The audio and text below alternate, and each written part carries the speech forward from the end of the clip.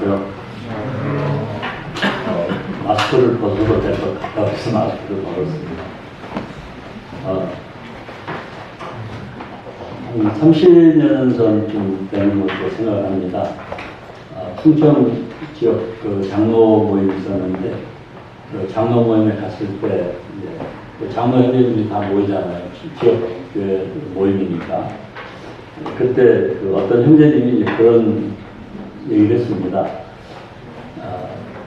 엘리야나 엘리사 때처럼, 모세 때처럼, 왜 지금은 하나님이 기적을 나타내지 않으시는가라는 그러한 이야기를 했습니다. 그래서 제가 그때 그렇게 말씀하시니까 다른 분이 이제 그렇게 얘기하더라고요.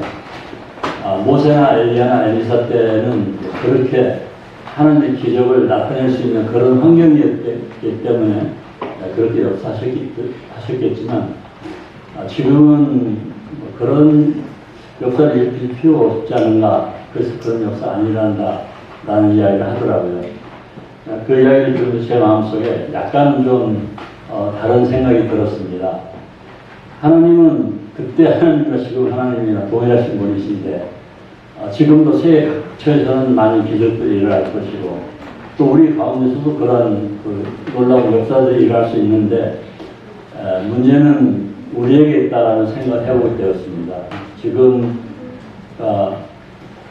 침례 요한처럼 광야에서 한 20여 년 가까이 정말 메뚜기가 서층만 먹으면서 그렇게 하나님을 구했던 그런 사람, 또는 이제 모세나 엘리야 엘리사처럼 전심으로 하나님을 구했던 그런 분들은 그러한 역사를 할 수 있었겠지만, 그러나 지금은 우리들이 너무 편안하고 너무 많이 가지고 있고 너무 많이 알고 있고, 그래서 어쩌면은 하나님의 그러한 것보다는 지금 현실에 살면서 노력해서 그런 문제를 해결하는 쪽으로, 그러니까 아프면은 하나님 앞에 엎드려서 금식 기도를 하면서 문제를 해결하기보다는 얼른 병원으로 달려가는 제 모습을 보면서 지금 우리 자신에게 문제가 있는 것이지 그러한 문제가 있는 것은, 그러니까 하나님의 문제가 있는, 그쪽에 문제가 있는 게 아니라 우리 자신에게 문제가 있다는 생각을 해보게 되었습니다.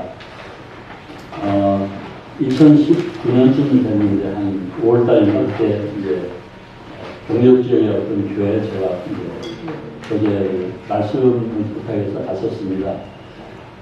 예배 드리고 말씀을 이제 교제하고 나서 애찬 시간까지 끝났는데 어떤 30살쯤 된 청년이 저한테 찾아왔습니다. 근데 지금 교제는 이제 제가 자주 하는 교제이지만 근데 중요하기 때문에 이런 교제를 하는 것입니다. 그리고 이런 교제는 간증이기 때문에 성도님들에게 좀 적용을 하면 좋을 것 같다는 생각이 들어서 말씀 교제하는데요.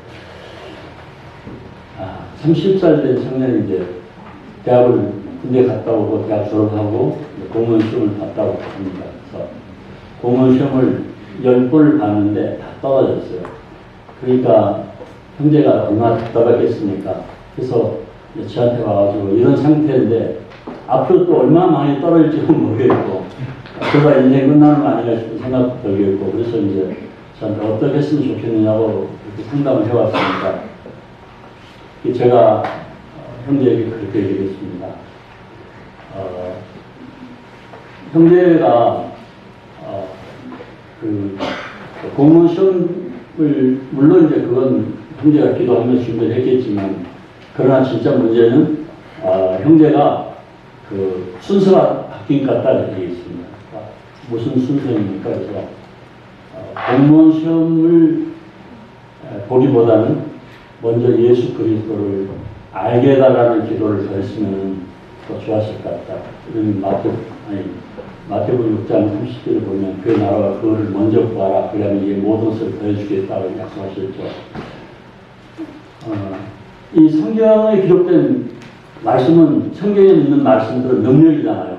우리가 그냥 지식적으로 알고 듣고 그냥 살아가면서 양식으로 삼는 게 아니라 실제 우리가 밥을 먹으면 배가 부르고 그리고 활동하는 것처럼 하나님 말씀은 양식이고 그게 힘이 돼가지고 역사한단 말이죠. 그게 형제가 믿습니다. 그렇기 때문에 형제가 먼저 예수 그리스도를 온전히 찾은 다음에 공무원 시험에 도전했으면 좋겠다라고 얘기했더니 그럼 어떻게 해야 됩니까? 그래서 형제 아침 몇 시에 일어나 그러니까 한 10시쯤 일어난다더라고요. 9시나 10시쯤. 왜 이렇게 늦게 일어나 그러니까 늦게 공무원 시험 공부하고 늦게 일어나니까 야, 그렇게 늦게 잘 수밖에, 아니 늦게 일어날 수밖에 없다. 늦게 자고 늦게 일어난다고 그러더라고요. 그래서 제가 그랬죠. 4시에 일어나라. 그때는 힘들다고 그러더라고요. 그러면은 먼저 6시에 일어나고, 그 다음에 5시에 일어나고, 그 다음에 4시에 일어나고, 자꾸 시간을 줄여서, 현재 하루 시간 중에서 가장 좋은 시간을 하나님 앞에 먼저 드리는 훈련을 했으면 좋겠다. 그러면서, 제가 그런 얘기를 했습니다. 잠깐 잠언 8장 좀 볼까요?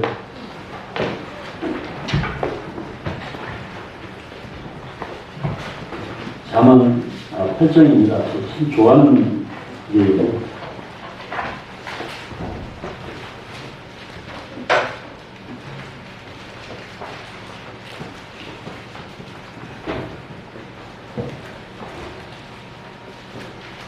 잠언 8장 17절입니다. 같이 읽어보도록 하겠습니다. 잠언 8장 17절. 시작. 나를 사랑하는 자들이 나의 사랑을 입으며 나를 간절히 찾는 자가 나를 만날 것입니다. 제가 형제한테 하는 교제는 딱 이 말씀이었습니다. 잠언 8장 17절.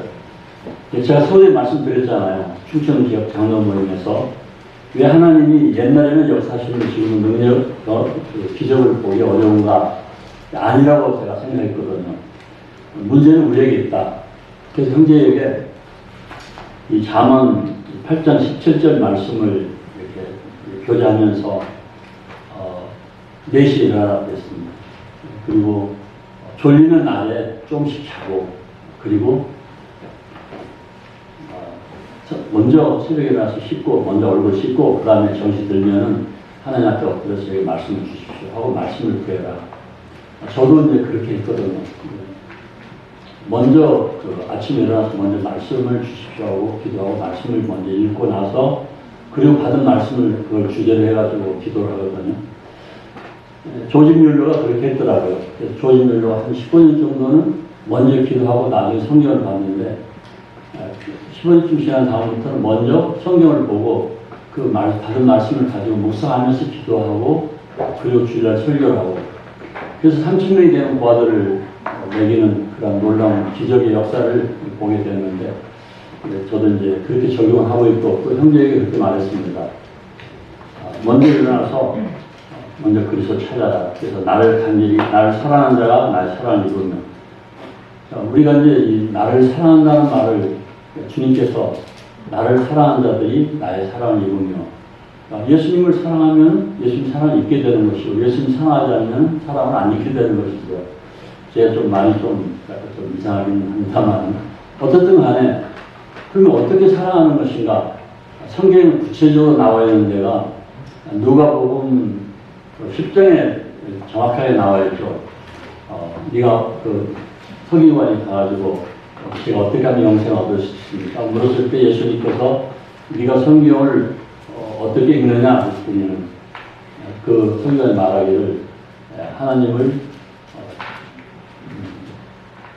마음을 다하고 목숨을 다하고 힘을 다하고 뜻을 다해서 주 하나님을 사랑하라. 그리고 네 이웃을 내 몸같이 사랑하라 하였나이다. 이렇게 대답하거든요.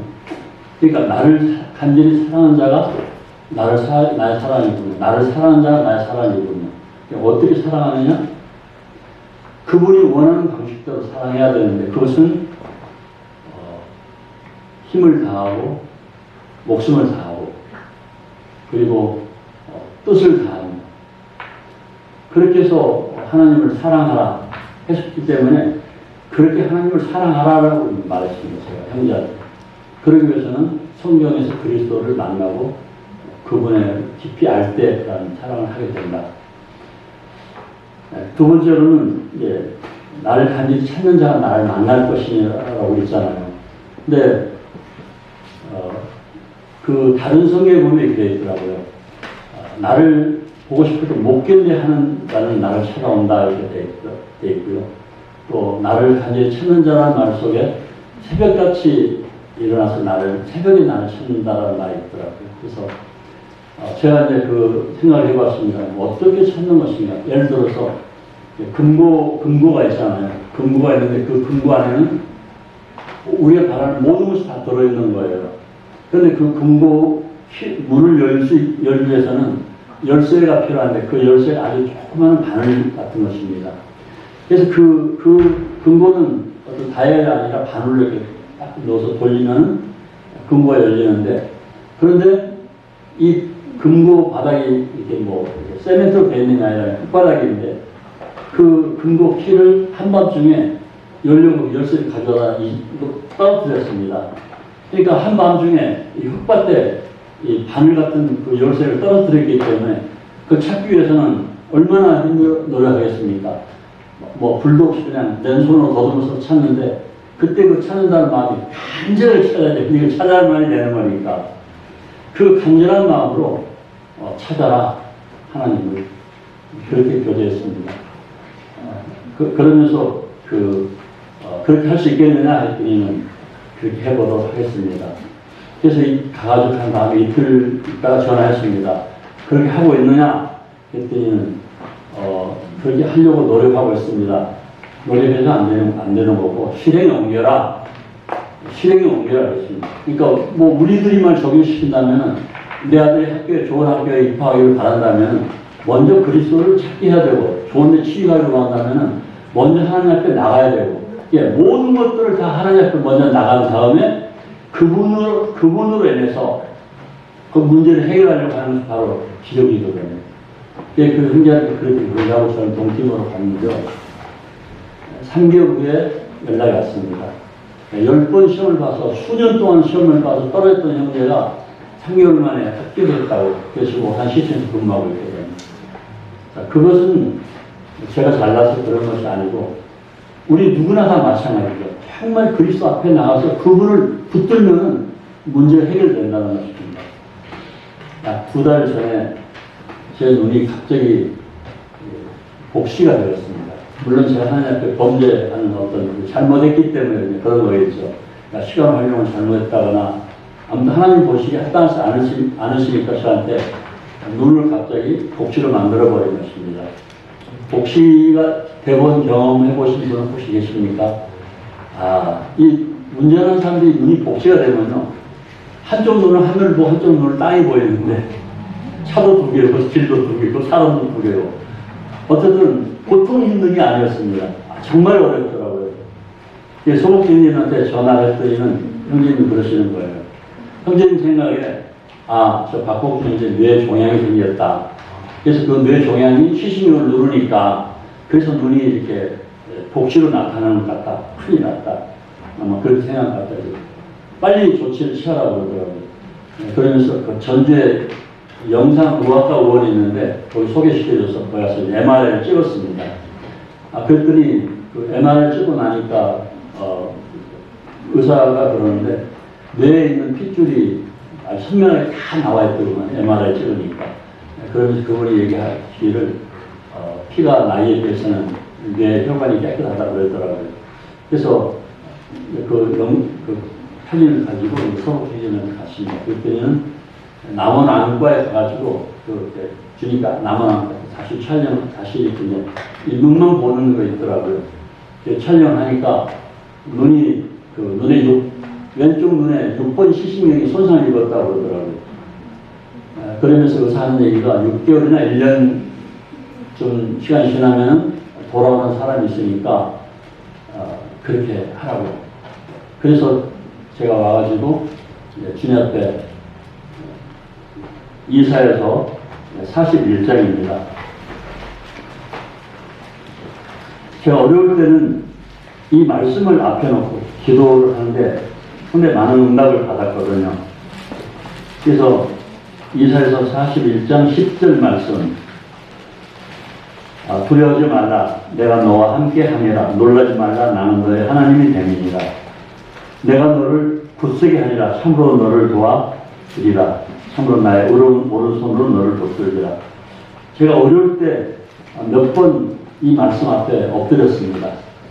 그리고 엎드려서 주님 앞에 계속 기도했었는데 보통 6개월에서 1년 걸린다고 했던 눈이 한 달 조금 지나가지고 한 90% 회복되었습니다. 그래서 살아계신 하나님 말씀을 내 삶 속에 적용시킬 때 쓸데없는 고생 안 해도 그분이 손대면은 바로 어떤 문제든지 해결될 수 있다는 것을 깨닫게 되었습니다. 이런 간증이 어떤 강단에서 말씀을 잘 가르치는 것과는 좀 다르지만 실생활에 적용할 수 있기 때문에 여러분들이나 또 자녀들이 성공할 수 있는 길로 갈 때는 분명하게 하나님 말씀을 붙들어야 하는 것입니다. 이 하나님 말씀은 어떤 문제도 해결해 주기 때문에 그리고 제가 이제 2009년 7월 2일 날 동티모르에 상륙했습니다. 그리고 동티모르 가가지고 가서 보니까 복음 전하기가 아주 힘들어요. 보통 힘든 게 아닙니다. 그 사람들에게 접근하면은 사진만 같이 찍자고 해도 돈을 내라고 그러니까. 그러니까 복음을 전하려고 그러면은 그럼 내가 너한테 이 얘기를 들어줄 테니까 넌 나한테 뭘 해줄 거냐. 그런 식이기 때문에 아주 복음 전하기가 어려웠습니다. 그리고 이제 카톨릭 신자들이기 때문에 이 개신교를 보는 눈은 아주 좋지 않은 눈으로 보는데 힘들었거든요. 그래서 주님 앞에 엎드렸습니다. 주님, 제가 동티모르 앞으로 선교를 어떻게 해 나갔으면 좋겠습니까? 라고 주님 앞에 엎드려 기도했을 때 새벽에 주님께서, 저는 주로 새벽 3시에 주님 말씀하십니다. 새벽에 주님께서 야고보서 1장 1장 말씀하셨습니다. 잘 아는 말씀인데 야고보서 1장 27절입니다. 하나님 아버지 앞에서 정결하고 더러움이 없는 경건은 곧 고아와 과부를 그 환란 중에 돌아보고 또 자기를 지켜 세속에 물르지 아니하는 그것입니다. 그래서 주님께서 제가 어떻게 했으면 좋겠습니까? 물었을 때 주님께서 고아를 돌봐라 이렇게 말씀하셨습니다. 그러니까 보통 가면은 그냥 복음을 전하고 이렇게 사람들 모아서 복음을 전하고 하는데 주로 이제 그 선교도 좀 여러 가지가 있죠. 김한식 형제님하고 저하고는 앞선 선교사들이 없는 그러한 데 들어갔습니다. 그러니까 맨발로 들어가는 것이죠. 아무도 없는 곳에 들어갔거든요. 물론 김한식 형제는 참고되어 왔고 저는 동팀으로 왔지만 앞에서 이끌어주는 분들이 없었죠. 이제 이원재 형제 같은 경우에는 하비 형제가 필리핀에서 먼저 와 계시던 분이 이끌어주셨고요. 다른 형제님들은 태국에 같은 경우는 이제 치앙마이 그쪽에서 또 이렇게 인도해주는 분들도 있었고, 그래서 그렇지만 김한식 형제와 저 같은 경우에는 완전히 그냥 진짜 아무도 없는 곳에 들어가지고 개척을 했기 때문에 정말 개척인 것이죠. 그렇게 시작했는데 어떻게 주님께서 인도해 주시는 것이 가장 빠른 길인가를 물어봤던 것이죠. 그랬더니 고아를 돌보라고 그러더라고요. 자, 잠깐 출애굽기 22장 먼저 말씀을 좀 같이 연결시켜 보도록 하겠습니다.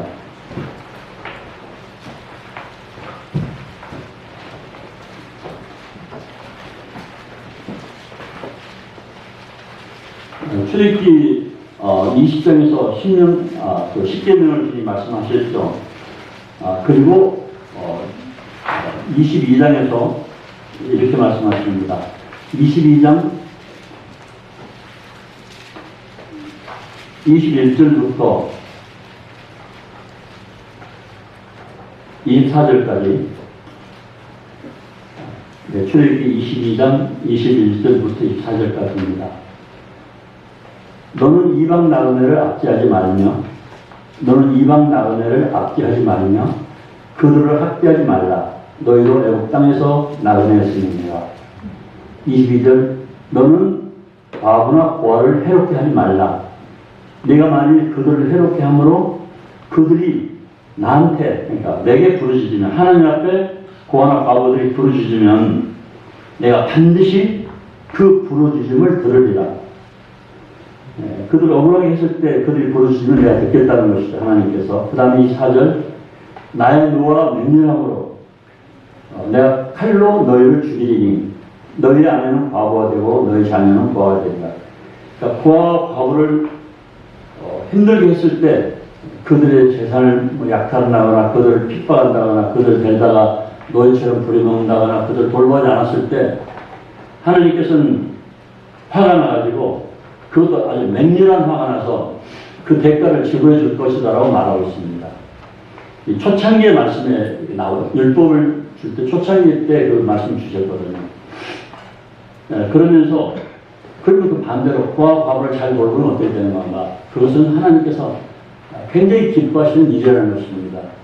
근데 이제 안산동무께 아까 이제 차에 볼 때도 이제 그렇게 기도하신 말씀을 하셨는데 아무튼 그 안산동무교회 같은 경우에는 이제 제가 여러 번 왔는데 형제 자매님들이 그 김치 형제님 사역에 대해서 뭐 이렇게 매그 외부에서 사람들 데려다 강단에 쓰고 뭐 경제적으로 또 뭐 우리 실적으로 얼마나 힘드냐고 생각할지 모르지만 제가 여기 오기 때문에 그런 얘기 아니라 요즘 제가 그런 생각을 해봅니다. 나이가 이제 우리가 제가 74하고 이제 내일 모레는 75가 되는 거거든요. 죽을 날이 가까워오는 것이죠. 그럼 죽으면 저희 남는 게 뭐가 있겠습니까? 제가 그리스도를 생각함으로 그분께서 기뻐하시는 일에 순종한 것 외에는 아무것도 남는 게 없습니다. 제가 뭐 사업을 해서 큰 돈을 벌어놓은 것도 아니고 제가 무슨 공부를 많이 하고 뭐 대학 교수를 하는 것도 아니고 아무튼 뭐 판검사 하는 것도 아니고 또 했다 하더라도 내가 죽고 나면 그리스도를 위해서 산 것밖에 남는 게 없다는 것입니다. 또 다르게 보면 그렇습니다. 이제 김철민님이 수고를 해서 물론 이제 형제자매님들이 협조하니까 그런 일들이 이루어지겠지만 만일 죽고 나서 하나님 앞에 갔을 때 아무것도 없다면 그러면 구원받은 성도로서 한 일이 어떤 것이 있겠는가라는 것입니다. 그런데 성경 말씀대로 순종했을 때는 하늘의 것도 주님이 물론 책임져 주시지만 상급을 주시지만 땅에서도 그 일을 할 수 있도록 주님이 돌봐주신다는 것입니다. 잠잠하고 순종할 때 그것이 얼마나 내 가족에게 내 자녀들에게 또 배를 줘서 풍요를 주시는 것인가 하는 것을 저는 성경 말씀을 통해서 알았습니다. 그래서 이 나그네를 대접하는 것 그리고 과부를 돌봐주는 것 그리고 부하들을 섬기는 것 부하들은 섬기는 거잖아요. 돌보는 것보다는 섬기는 거잖아요. 왜냐하면 그 아이들의 눈높이 맞춰서 그 아이들의 필요를 따라서 이쪽에서 공부해 줘야 되기 때문에 섬기는 거거든요. 그래서 부하들을 섬기는 이러한 일을 했을 때 하나님 얼마나 큰 기뻐하시는 것인가 하는 것들을 이 출애굽기 22장 22절 이하의 말씀들을 통해서 보게 되는 것이죠. 그리고 주님께서 그래서 야고보서 1장에서 부하를 과부를 돌봐라 저한테 그렇게 말씀하십니다. 그래서 부하들이라 하는데요. 지금 그 전년부하 생활부하들이잖아요. 어쨌든 간에 동티브로 같은 경우는 정말 힘듭니다. 그러니까 예를 들어서 그 부부가 애를 낳고 살다 보통 애를 많이 낳죠. 동티브에 제일 많이 낳은 이제 그 사람 우리나라는 김석태 형제님을 알고 있는데 동티모르에서는 제일 많이 낳은 아이가 한 여자가 23명을 낳았습니다. 우리나라는 12명이잖아요.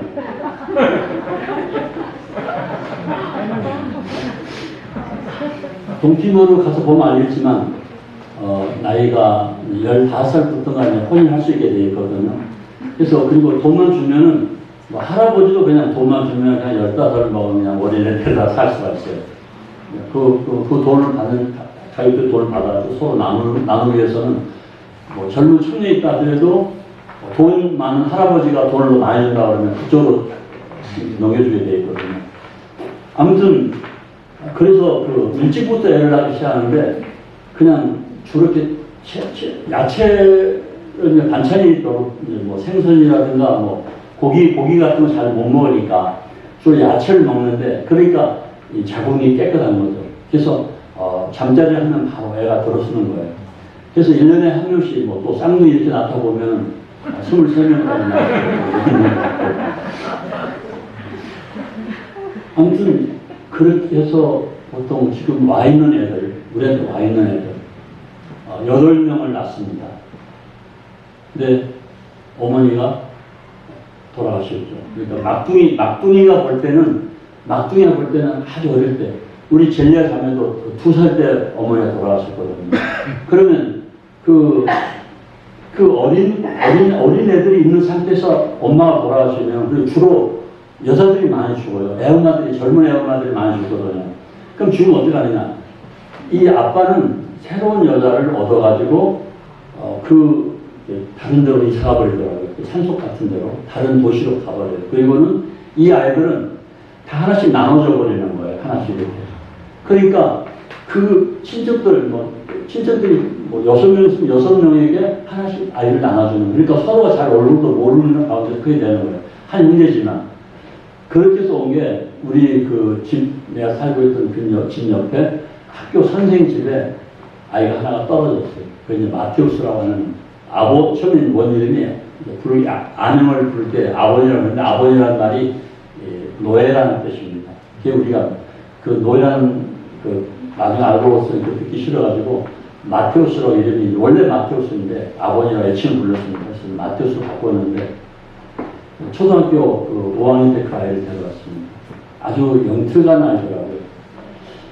그리고 나서 그 아이를 새벽 5시에 일어나서 똑같이 큐티하고 낮에는 물 주고 학교 갔다 오면 이제 공부하고 또 오후에는 야채 물 주고 이렇게 하면서 그 아이가 영특하기 때문에 그리고 너무 불쌍하니까 그 뜨거운 강바닥에 가서 돌을 줍는데 그 조그만 매출이 얼마씩한 돌을 줬습니다. 그래서 그 돌을 주어서 그냥 모아놓고 그래서 큰 바켓에다가 또 한꺼번에 담아서 또 들고 오고 그러니까 그 먹지 못하고 그 돌 줍는 일이 얼마나 힘들겠어요. 그 뜨거운 땡볕에 30도 훨씬 넘어가는 그 뜨거운 데서 그냥 맨손으로 그러다 이제 그 돌이 하얀 돌이 큰 게 나오면 그 큰 돌과 큰 돌로 이렇게 때려가지고 깨는 것입니다. 일일이 죽기 힘드니까. 그러면 그 손을 때려가지고 손이 막 찢어지고 깨지고 장갑도 없이 망치도 없이 그렇게 그 땡볕에 일하는데 눈물 지어서 볼 수가 없어요. 또 자는 데는 그러니까 걔는 이제 그 집에 던져져 있기 때문에 밥값을 하라고 그 선생님이 이렇게 이제 일을 시키는 거죠. 근데 그 집 아이들은 잘 먹고 잘 크거든요. 그런데 이 아이는 데려왔기 때문에 대가를 지불해야 되는 것입니다. 형제들이 다 대부분 그렇게 살아요. 근데 아이는 영특한데 꼭 돼지우리까지 사는 것처럼 그렇게 먹고 자고 살더라고. 옷도 아주 헐어가지고 다 나가진 옷을 입고 그랬는데 그래서 그 선생님한테 가서 내가 한 달에 30불씩 주기로 하고 그 아이를 데려왔습니다. 왜냐하면 그 차를 줘서 30불씩 팔아가지고 쌀을 사기 때문에 제가 그 돈을 지불하기로 하고 이제 애를 데려왔거든요. 그래서 5시에 일어나가지고 성경 보고 계속해서 아침에는 5시부터 7시까지 성경 보고 낮에는 학교 가고 저녁에 갔다 와서 이제 물 주고 또 공부하고 이런 식으로 그러면서 먹는 것 입히는 것 이렇게 좀 잘 해줬죠. 그러니까 애가 잘 먹으니까 그전에 배가 쭉 나왔는데 배도 들어가고 키도 커지고 그리고 학교 다니면서 깔끔하게 보내니까 사람들이 자기들 아이를 보내기 시작했습니다. 그래서 이제 아이가 많이 늘어났고 그전에 뭐 고아들도 보내고 또 부모님 계셔도 시골에서 머리가 좀 이렇게 영리한 사람들은 우리 아이를 외국인한테 보내가지고 좀 수도에서 우리 사는데 수도니까 거기서 학교를 보내야 되겠다. 그래가지고 보내와가지고 지금 많은 인원이 되었죠. 그 초등학교 5학년 데려왔던 그 마테우스가 고등학교 3학년 때 그러니까 2018년도 10월 달에 이제 한국에서 형제님들이 동팀으로 예배당을 지으러 왔을 때입니다. 그때 이 고3짜리 형제가 그 서류를 작성해가지고 그 나라 그 문교부에 가가지고 학원 허가를 받았습니다. 국가에서 그러니까 우리가 운영할 수 있는 학원 허가증을 따낸 거예요. 거기는 한국어, 포르투갈어, 영어 이렇게 세 가지를 가르쳤으니 하고 허가를 따는 거예요. 그리고 대학 1학년 때 우리가 그 교회 등록이 되지 않아가지고 엄청 힘들었거든요.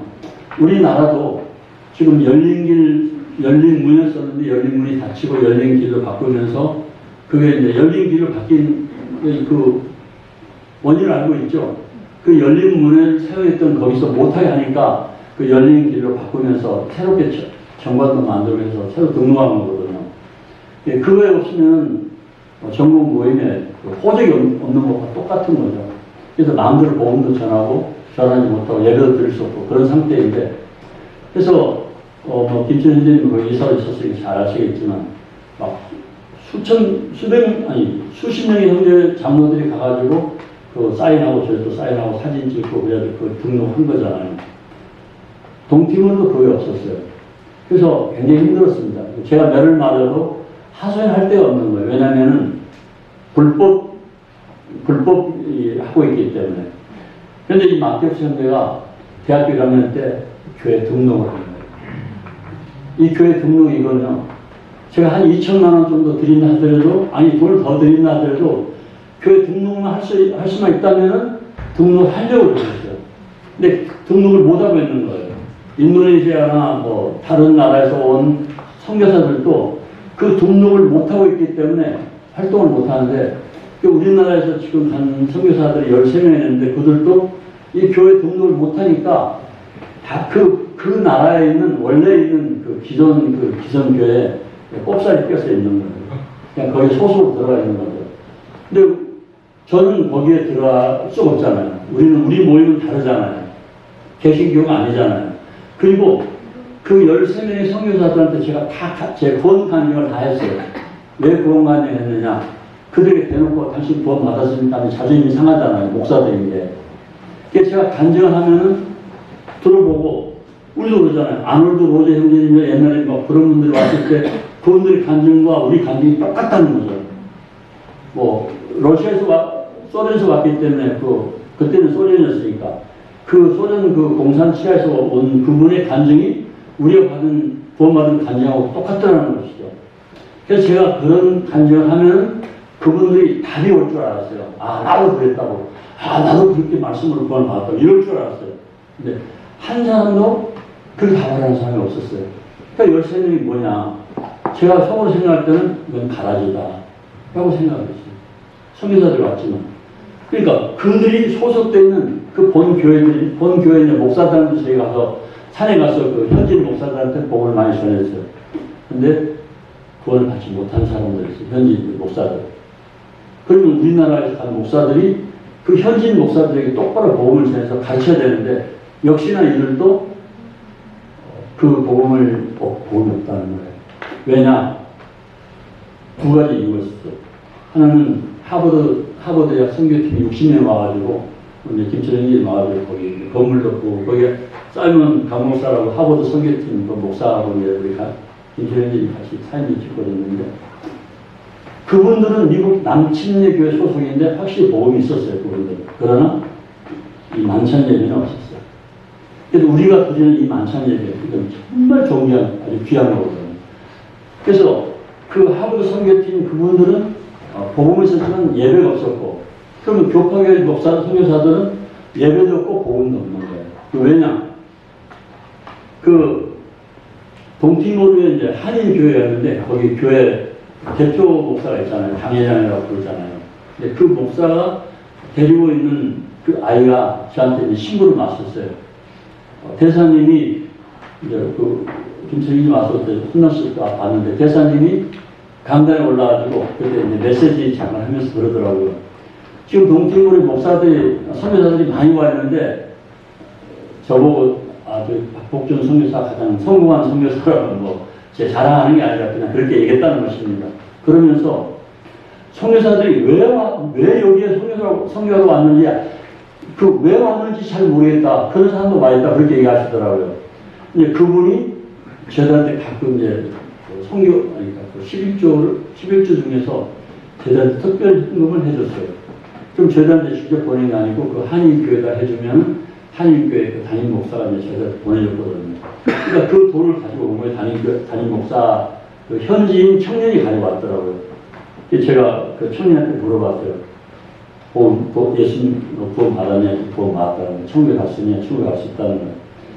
그래서 쭉 얘기를 하고 들어가니까 나중에는 자기는 천국 갈 수 없다고 그러더라고요.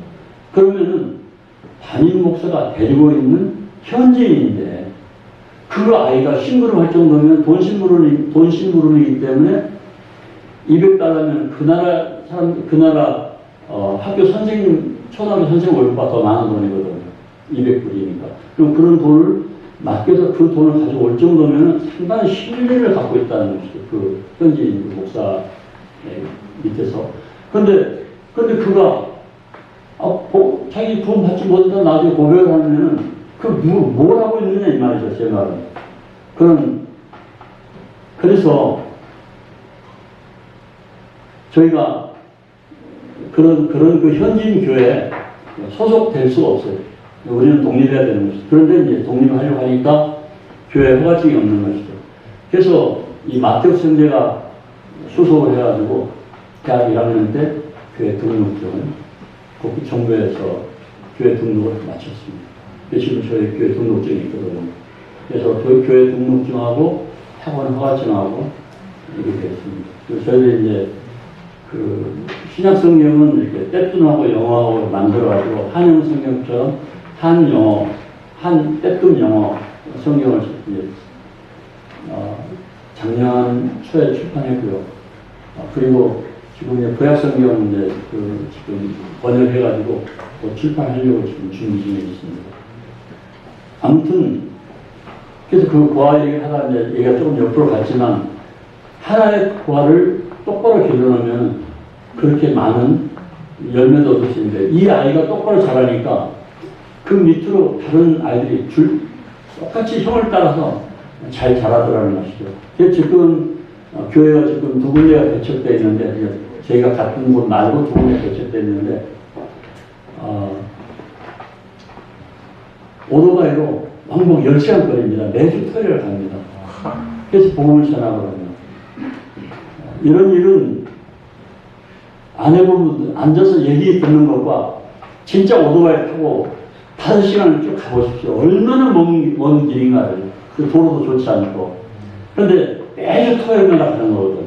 그래서 토요일날 가가지고 복음 전하고 또 예배 드리고 그리고 일요일 오후에 와서 다시 또 학교에 가고. 그러면 또 학교에 가서 캠퍼스 전도를 해가지고 여기도 아마 대학생들이 있을 거예요. 근데 캠퍼스 전도에서 대학교에서 정말 친구들을 이렇게 주님앞으로 인도해 본 경험이 있는가? 글쎄요. 저는 있으리라고 생각은 합니다만 잘 모르겠습니다. 동티모르는 상당히 많은 형제들이 구원 나왔습니다. 그것도 제일 좋은 대학입니다. 우리나라 치면 서울대학입니다. 거기에 형제 자매들이 20명 정도가 됐습니다. 네, 주님께서 그렇게 하신 것입니다. 지금은 이제 저번에도 자매 하나가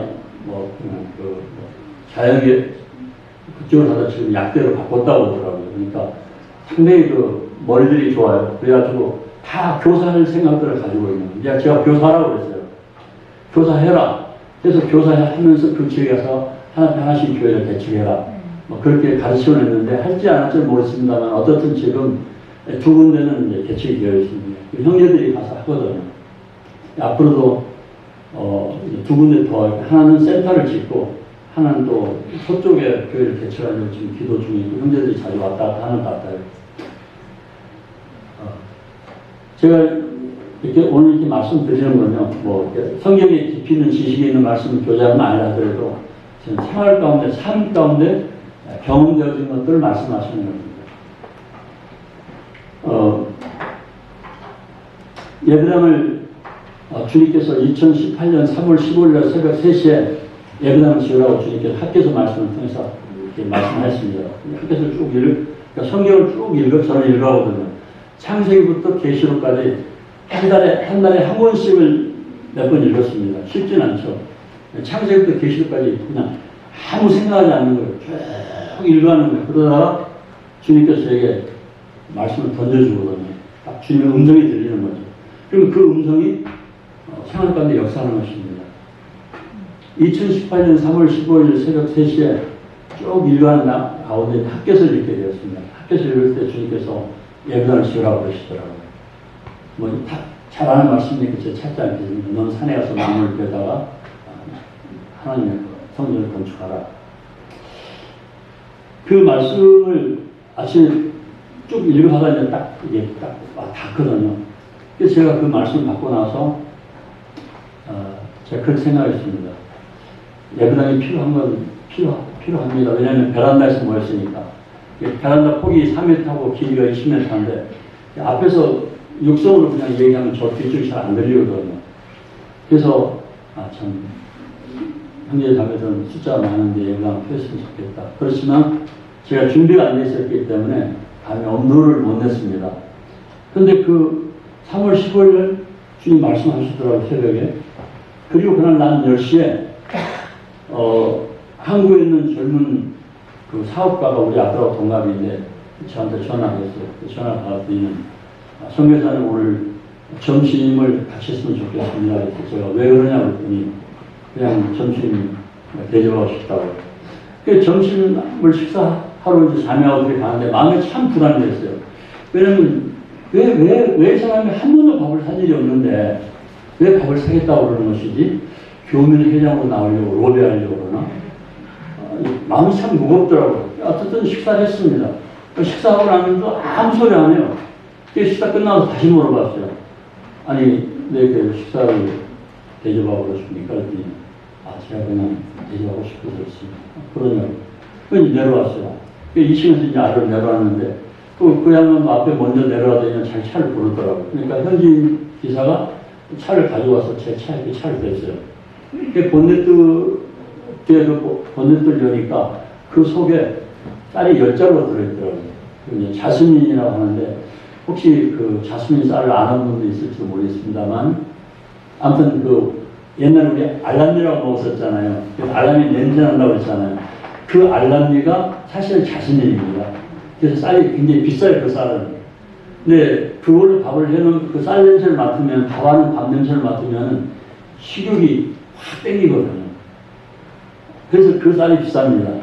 근데 그걸 차에다 10자루를 실어가지고 제 차에다 옮겨 실으라고 그러더라고요. 저는 한 자루쯤 옮겨 실을 줄 알았어요. 그리고 세상에 분명히 로비를 한다고 생각했어요. 그런데 10자루를 다 옮겨 실는 거예요. 그래서 제가 깜짝 놀래가지고, 아니, 왜 밥도 사주고 쌀도 주고 그럽니까? 제가 착한 일 하려고 그러냐고. 그분이 돌아왔습니다. 그 이튿날 그 식당 주인도 한국 사람인데 그분이 저희 집에 화초를 사러 왔어요. 저희가 화초를 기르거든요.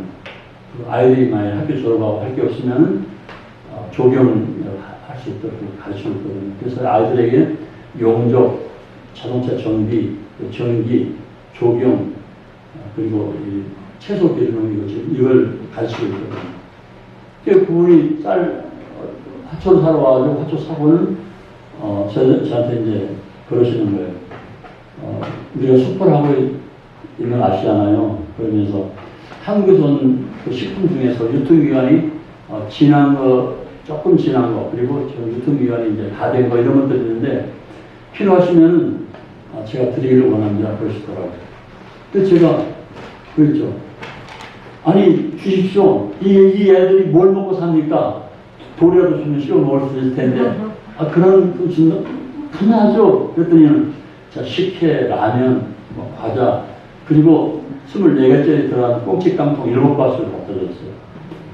그래서 제가 생각했습니다. 어제 새벽 3시에 예배당 주라고 말씀하시고, 낮에는 쌀을 10자루 주시고, 오늘은 또 이런 식품을 또 그냥 한 차를 갖다 주고, 그리고 그 담장 밑으로 아메리카 모도라고, 그러니까 미국 야채라고 하는 건데, 뽕나무처럼 생겼는데, 뽑으면 그냥 입이 나오고, 그리고 딱 먹고 나서 또 꺾어가지고 뽑으면 또 다시 나와 하는 건데, 그걸 따서 먹고 뽑아놨더니는 그냥 크게 빽 눌러가지고 속을 잃었어요. 다 야채거든요. 그러면 주님께서 말씀하시고, 이거 주고, 이거 주고, 이거 다 주었는데, 예배당을 지으라고 주님께서 예조로 보이셨구나. 그러니까 이제 김천희는 제 전화했죠. 형제님, 주님께서 예배당을 지으라고 그러시는 것 같은데 어땠으면 좋겠습니까? 그랬더니 형제님이 그럼 밴드에 올릴까요? 그래서 밴드에 그렇게 해주십시오. 밴드에 올렸더니 바로 2천만 원의 밥이 입금됐어요. 그래서 2018년 4월 1일부터 공사에 들어가고 2018년 12월 2일 날 헌담을 했습니다. 자, 제가 지금 말씀드리는 것은 하나님의 말씀에 대한 그러니까 하나님 말씀이 역사하시는 걸 제가 지금 교제하고 있는 것입니다. 자, 12월 2일 날 김천현 집이랑 오셔가지고 헌당식 끝냈습니다. 아주 멋있게 했죠. 그리고 났는데 제가 그런 생각이 들었어요. 예배당 짓고 나면 사람이 게을러진다더라. 그리고 문제 생긴다더라. 그래서 제 스스로를 다독거리기 위해서 다시 성경을 읽기 시작했습니다. 그래, 다시 성경을 읽자 해서 물론 성경은 매일 읽는 거지만 창세부터 계시록까지 한 달에 한 번 읽는 것은 그것은 결단하지 않으면 읽을 수 없습니다. 그리고 중노동입니다. 그걸 끝나고 나면 몸살았다고 한 3, 4일 앓더라고요. 하루에 60페이지 이상을 읽어야 되거든요. 그래서 성경을 읽어가고 있었는데 마음에 걱정되는 것이 있어요. 그게 뭐냐면은 예배당을 9,500만 원의 돈이 들어왔어요. 그래서 예배당 60평짜리 예배당 짓고 그리고 형제 자매들이 살 수 있는 방 3개짜리 기숙사 짓고 그리고 식당 만들고 그리고 물탱크 5,000리터짜리 올리고 성경책을 출판하려고 하면 돈이 또 수천만 원 들어가야 되는데 이걸 누구한테 이 얘기를 해? 아, 참 걱정이다. 그러면서 이제 그런 마음을 가지고 성경을 읽기 시작했습니다. 그래서 창세기부터 쭉 읽어가는 동안에 민수기를 읽기 시작했습니다. 민수기 11장입니다.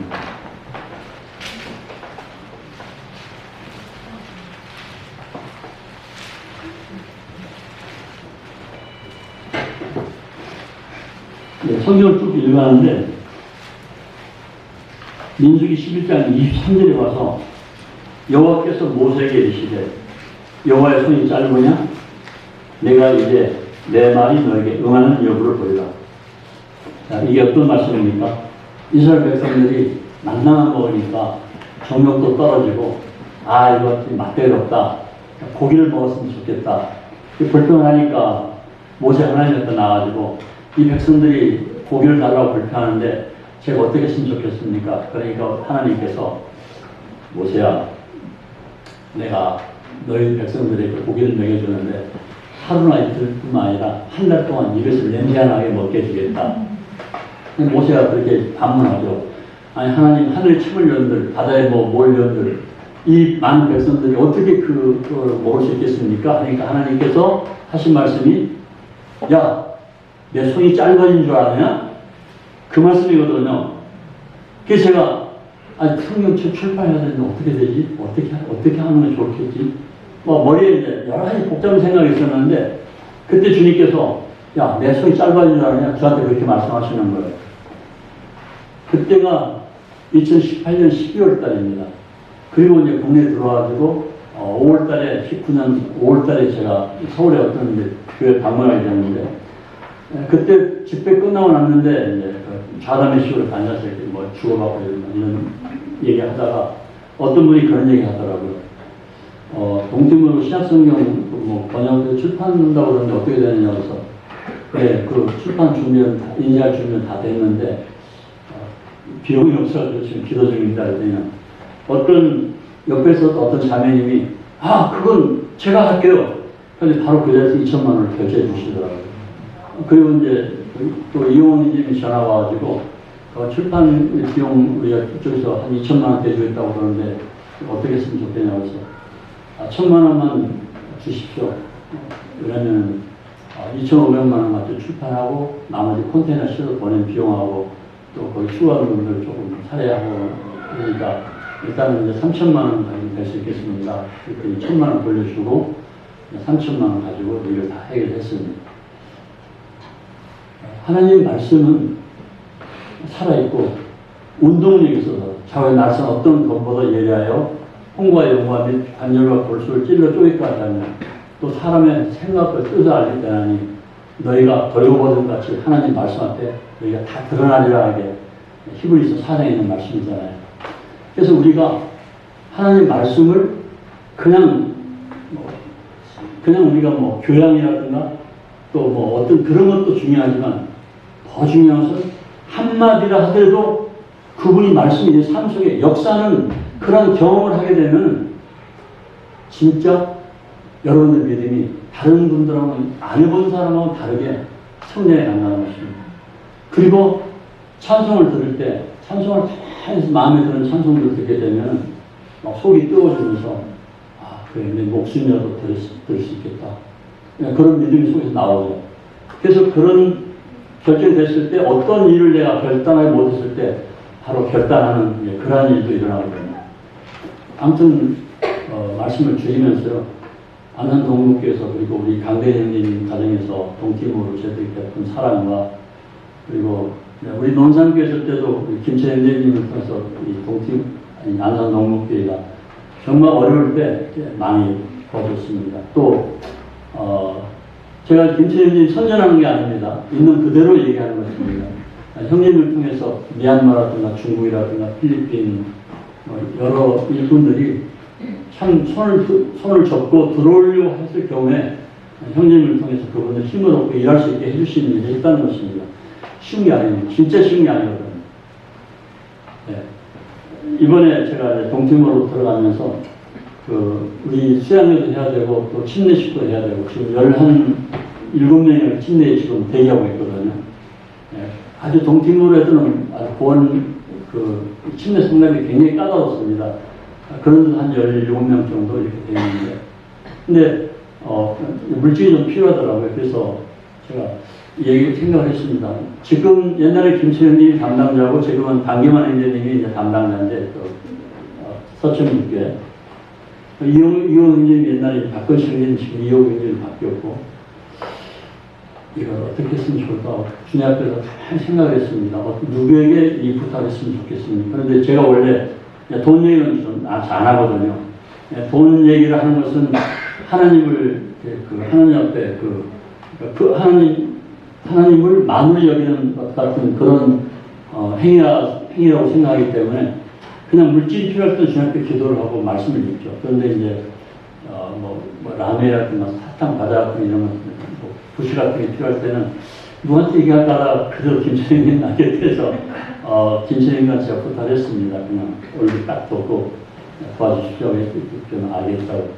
그리고 올렸는데 알지 못한 분들이 라면이 과자에 막 박스로 보내왔더라고요. 그래서 컨테이너로 그렇게 다 실어 보냈습니다. 그 애들이 멸치 같은 거 애들이 진짜 좋아하니까 그래서 제가 강기만 형제님하고 이호 형님을 전화했습니다. 제가 솔직히 형제님들이 제 담당자지만 제가 말씀을 드릴 수 없었습니다. 네, 김철 형제님 편하기 때문에 제가 그런 도전을 할 수 있었습니다. 그리고 형제님들 부담도 덜어드리고 그래서 했는데 이해해 주시기 바랍니다. 그랬더니 알겠다고 그렇게 하시더라고요. 그래서 애들이 충분히 먹을 만큼 그런 과자 이런 것들을 보냈습니다. 그런데 그런 걸 보내면 애들이 그걸 비닐 봉지에 담아가지고 따로 이렇게 조금씩 덜어 배낭에 짊어지고 가면서 배고프면 먹기도 하고 또 이제 현지인들 10월에 하면 어린아이들이잖아요. 계속 나눠지기 때문에 계속 그게 필요합니다. 그래서 그걸 건빵 10자루 이런 거 사서 보내면 남은 것도 애들이 또 스스로가 그래서 그러한 일들 딱 한마디로 말하면 하나의 나라를 땅에서 세워가는 것입니다. 작은 일이 아닌 것입니다. 이 땅에 사는 수호는 하나님 나라잖아요. 국가는 영토와 주권과 백성이 있어야 되잖아요. 근데 하나님 나라는 하늘 나라를 쓰니까 그 영토는 있는 거죠. 근데 백성이 없잖아요. 그 백성을 만드는 것은 우리가 땅에서 복음 전해서 얻어진 열매들이잖아요. 그게 그냥 되는 게 아니잖아요. 그래서 불의한 재물로 친구를 사귀라. 그런 일에 여러분들 그냥 마음 편하게 일단은 주님께서 마음에 주셨으면 하시고 그리고는 잊어버리십시오. 저도 합니다. 저 성경사에서 받기만 하는 게 아닙니다. 저도 필요한 데는 저도 또 저희도 또 예비기도 나눠주기도 하거든요. 그러나 하고 나면 잊어버립니다. 그걸 기억에 두고 있으면 교만해질 수가 있고 자랑할 수가 있기 때문에 바로 잊어버리고 앞에 표대만 향해서 가거든요. 그래서 여러분들 중에서 이제 형제님 같은 그런 분이 이 전국에서는 유일하거든요. 김철영 형제님. 그러니까 너무 이렇게 부담스럽다 하지 마시고 힘들면 기도를 힘을 얻을 수 있도록 기도, 형제님 힘을 얻도록 기도해 주시고요. 그리고 불평은 절대 하지 마십시오. 자랑도 하지 마십시오. 제 친척 중에 돈을 잘 버는 조카가 있었는데, 진짜 돈 잘 벌었거든요. 근데 자랑을 얼마나 많이 하는지, 저희들 항상 움츠려 살았습니다. 우리 인용이나 우리 기성이는 저희들 해주지 못하니까 항상 움츠려 살았거든요. 그 교회 일꾼 자녀들이 그렇습니다. 근데 그 집에는 이제 토건을 하니까 돈을 잘 버니까 항상 자랑을 했어요. 근데 지금은 자랑 안 하더라고요. 자랑할 수 없게 되어버렸습니다. 그러니까 자랑은 그냥 주님 앞에 제가 주님께서 저에게 이렇게 하게 했으니까 했습니다. 감사합니다. 이게 자랑이지. 내가 뭐 누구한테 우리 아들이 뭐 공부를 1등을 해요. 뭐 누가 뭐 돈을 어디를 얼마씩 해서 뭐 유학을 시키면서 이런 얘기는 안 하는 게 좋을 것 같아요. 아무튼 간에 안산동교회 저는 큰 빚을 졌습니다. 그러나 그 사랑을 빚을 졌죠. 그 사랑이 미신 주님 나라에 가면은 주님께서 다 갚아주실 것입니다. 여러분들 깜짝 놀랄 만큼 갚아주실 것입니다. 그래서 로마서 8장에 땅에서 받는 그리스도를 향한 고난이, 작은 고난이 그 나라에서 좋게 비교할 수 없다고 했는데, 그 나라에서 좋게 비교했으면 영광은 그날 얻게 될 것입니다. 네, 말씀 드리겠습니다. 두서없이 전한 것 같아서 죄송합니다. 그러나 여러분 생활 속에 한마디, 하나님 말씀은 모든 것을 불만하지 않다. 하나님 말씀은 다 능하게 하신다. 라는 말을 기억해 주시기 바랍니다. 감사합니다.